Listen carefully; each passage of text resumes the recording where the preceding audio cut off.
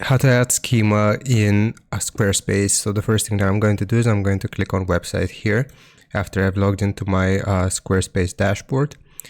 Then we will select edit here from the top left, and we'll need to add a new block. So click on add block here and then go to code. Just choose this option for code. Now it's going to appear like so. I'll just drag it to the side here so it's more visible. And now the next thing that I'm going to do is I've just Googled for a schema generator, and I'll use this first website here just for the tutorial. Now which schema.org markup would you like to create? I will do a frequently asked questions page. The first question is going to be sample question, and the answer is going to be sample answer.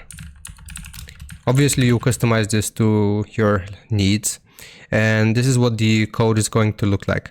Now, what we want to do after we get the code here, we just want to click on the second option to copy it. So this is just going to copy the entire code. And I'm going to go back to Squarespace here.